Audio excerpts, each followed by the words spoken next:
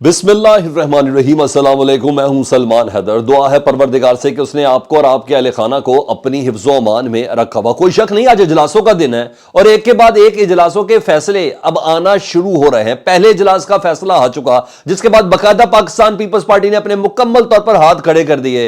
इन तमाम तौजीहात के साथ कि जो हुज्जत थी हमने वो भी तमाम कर दी, चाहे इसके कि दिल के कई कोनों में उनका भी किसी किस्म का कोई इरादा नहीं। कह तो एमकेएम भी कह रही है कि हम किसी किस्म के इंतखाबात से भागने के लिए नहीं, लेकिन बहरहाल इस वक्त मजबूरी ऐसी है।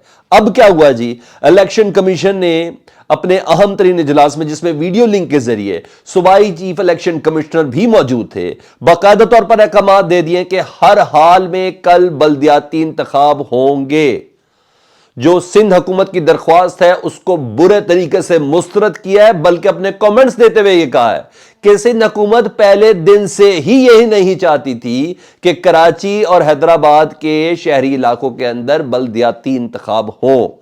हमने तमाम तरसील कर चुके, जितना भी इलेक्शन के हवाले से अमले के पास हमने जो बैलेट पेपर्स और दीगर सामान पहुंचाना था, तमाम लवाजमात पूरी कर चुके।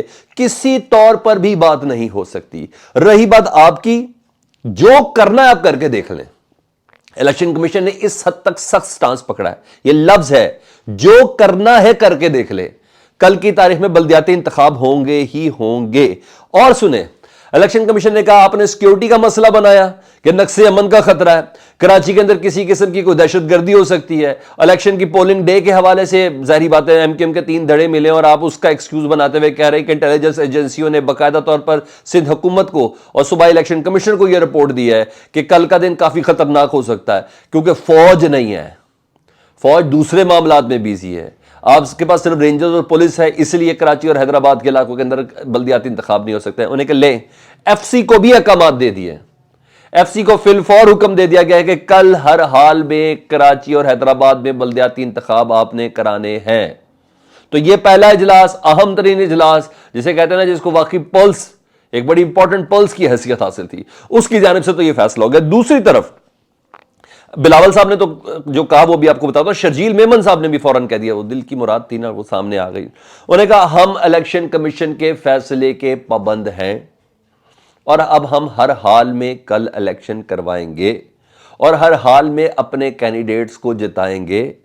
ये पहले ही वो कह चुके, हैदराबाद और कराची का एडमिनिस्ट्रेटर जो मेयर है वो पीपल्स पार्टी का आना चाह रहा है, ये आपको मैं पहले ही बता दूं, ये वो पहले ही कह चुके हैं।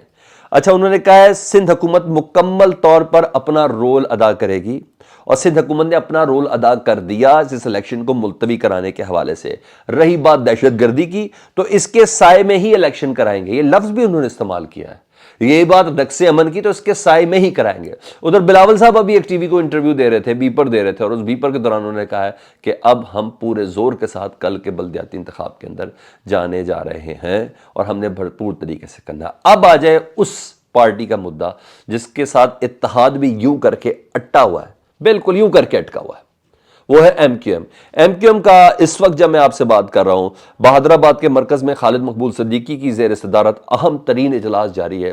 सिर्फ और सिर्फ एक पॉइंट पर बात हो रही है, बल्कि 2 पॉइंट पर बात हो रही है। एक तो ये कि कल के इलेक्शन में हिस्सा लेना है या नहीं लेना है। जो मैं पहले प्रेडिक्ट कर चुका हूं, ये हिस्सा लेंगे मेरे हिसाब से, मेरी प्रेडिक्शन ये है, ये मैदान खाली नहीं छोड़ेंगे।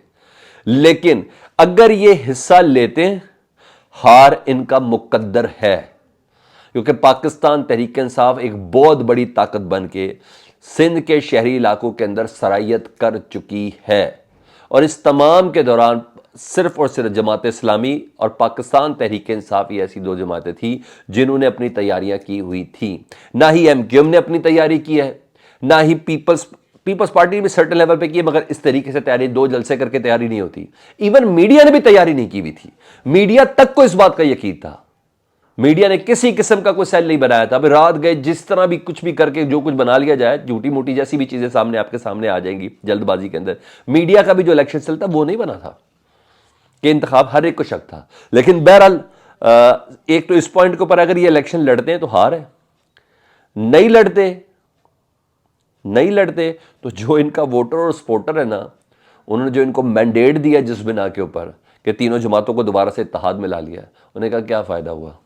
आप एक बात नहीं मनवा सके मरकज पे रह के, आप 10 महीने में नई हल्का बंदियां नहीं करा सके, आप लोग 10 महीने में नई वोटर लिस्टें नहीं बना सके, कराची की आबादी 3 करोड़ थी उसको डिक्लेयर नहीं करवा सके, आप सिर्फ अपने ओहदे ले सके, आप अपनी लग्जरीज और गाड़ियां ले सके, आप अपने रिश्तेदारों को नौकरियां दिलवा सके, वहां भी कराची की आवाम क्या तो ये पिटने के तैयार है। हर लिहाज से आगे कुआं पीछे खाई है, सवाए जो दूसरी ऑप्शन है कि इत्तेहाद से अलहदा हूं, क्योंकि इस इत्तेहाद से अलहदा होना ही इनकी आज रात की आफियत है। ये होते नहीं होते, अभी थोड़ी देर में फैसला आपके सामने आ जाएगा, क्योंकि उधर मैं आपको जो ब्रेकिंग न्यूज़ मैंने आपको इमरान खान साहब की भी देनी है कि उन्होंने किस किस्म के अहकाम जारी कर दिए और कौन कौन सी चीज़ें, वो भी मैंने आपको बतानी है। खान साहब भी बहुत ज़बरदस्त तरीके से आगे फ्रंट फुट के ऊपर खेलते हुए नजर आ रहे हैं। तो इस तरीके से MQM का ये इस वक्त इजलास जारी है, थोड़ी देर में पता चल जाएगा। उधर आपको मैं पंजाब असम्बली की सूरत हाल के हवाले से बताता हूँ। कोई शक नहीं जी, परवेज़ इलाही साहब कोशिश कर रहे हैं कि असम्बली ना तहलील हो। ये नहीं कह रहे कि ना ही हो, तहलील ना हो।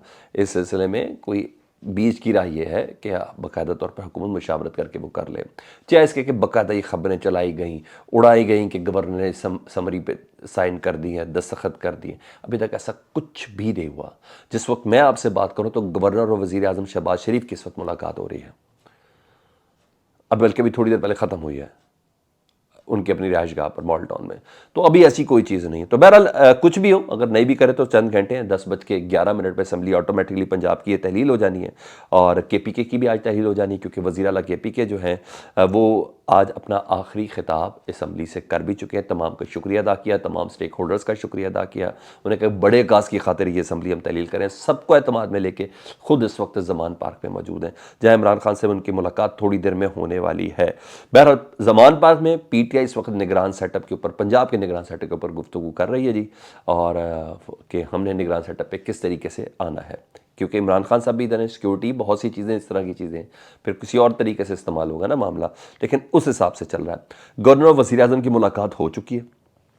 शहबाज शरीफ और आसिफ अली ज़रदारी भी थोड़ी देर पहले लाहौर पहुँच गए जी।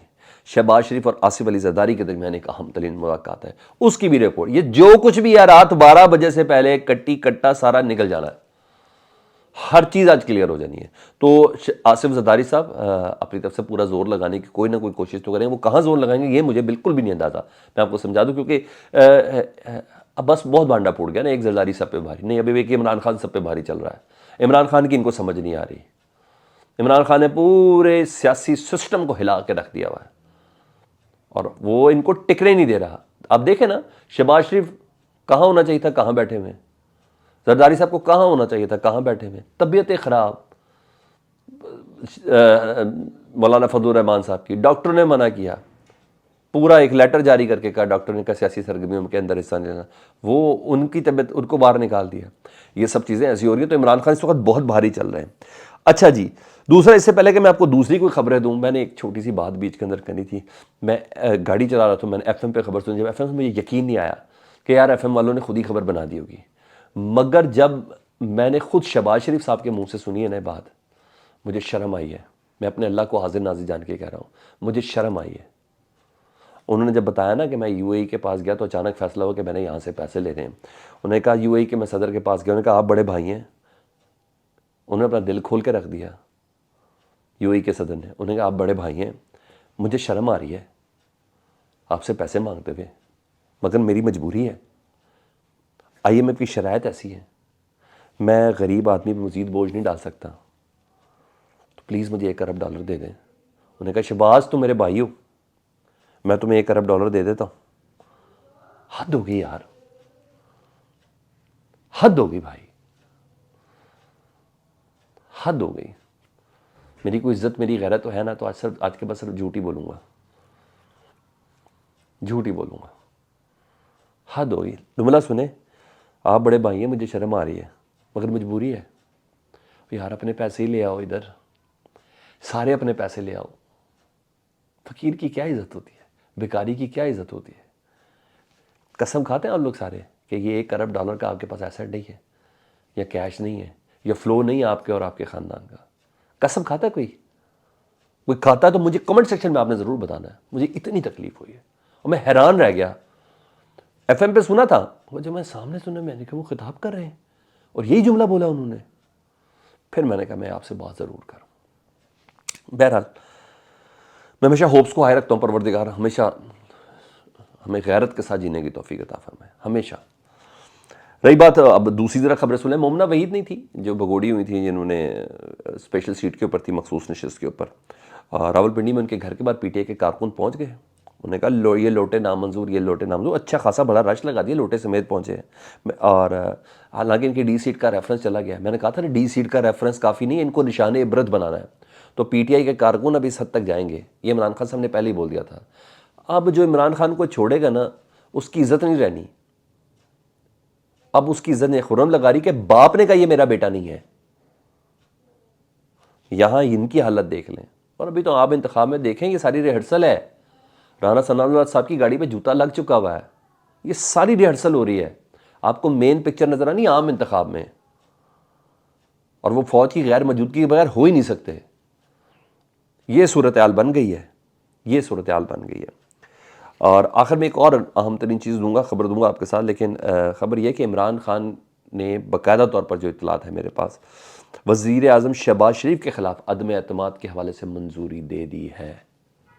उन्हें कहा पूरी ग्राउंड बनाए हम शहबाज से। अरे ये तो मुकाफ़ात अमल हो गया अप्रैल वाला, ऐसा ही है ना? अल्लाह अकबर, अगर ऐसा हो गया तो ये मुकाफ़ात अमल होगा। ऐसे किया था ना इमरान खान साहब के साथ, ऐसे ही किया था ना। उन्होंने मंजूरी दे दी है, लॉबिंग के अहकामात दे दिए हैं कि हर तरीके से करें, और डेफिनेटली एमकेएम के तहफ़्फ़ुज़ात को देखते हुए ये अहकामात दिए गए हैं कि हम अदम एतमाद की तरफ बढ़ेंगे। ये मैं आपको कन्फर्म इतला दे रहा हूँ कि इमरान खान साहब ने मंजूरी दे दी है। और लॉबिंग के अहकाम शाह महमूद कुरैशी को दिए होंगे, परवेज़ खट्टक को दिए होंगे, और अली जैदी को दिए होंगे, गवर्नर इमरान इस्माइल को दिए होंगे, दे दिए बहरहाल लॉबिंग के शुरू करें काम इसके ऊपर। अच्छा खबर है, और इसको ना मुझे कहीं और से कंफर्म नहीं हुई, लेकिन ये कंफर्म करने वाले कोई और नहीं है, फ़ारूक हबीब साहब है। मिस्टर एजाज़ हसन ऐवान थे, ये जज थे, और उसके रमज़ान शुगर मिल का जो केस था ना, 16 अरब रुपए वाला, वो मकसूद चपड़ासी डॉक्टर रिजवान वाले FIA वाला, वो वाला जो केस था ना, उसके ऊपर इन्होंने फैसला दिया था, जिसपे इमरान खान कहते कुछ भी हो जाए सारे केस, ये 16 अरब वाले नहीं माफ़ हो सकते। याद है बार बार कहते नहीं नहीं ये नहीं हो सकते, जिस पे आराम से निकले। मकसूद चपड़ासी दुबई में मर गया, डॉक्टर रिजवान इन्वेस्टिगेशन अफसर इधर, उनको हार्ट अटैक हो गया, और फिर रमज़ान शुगर मिल का केस ही ख़त्म हो गया। सब जहाँ फ़र्द जुर्माना हुई थी वहाँ ज़मानतें हो गई तो केस ही सारा ख़त्म हो गया। उधर सुन ले जी, मिस्टर एजाज़ हसन रहमान को वज़ीर आज़म पाकिस्तान ने इंफॉर्मेशन कमिश्नर बना दिया उनके इस एजाज़ के ऊपर जो उन्होंने खिदमत की मुल्क को कौम की, रमज़ान शुगर मिल पर और 16 अरब की मकसूद चपड़ासी और डॉक्टर रिजवान वाले केस में। ये खबर है मेरे पास कि उनको वो बता दिया है पाकिस्तान इंफॉर्मेशन कमीशन के अंदर। ये खबर थी, मैंने कहा ये भी आपको दे दूँ। फीडबैक से मुतल्लिक़ ज़रूर आगा कीजिएगा। अल्लाह पाकिस्तान को सलामत रखे, अल्लाह पाकिस्तान को ता क़यामत रखे। अल्लाहुम्मा सल्ली अला मुहम्मदिन व आले मुहम्मद।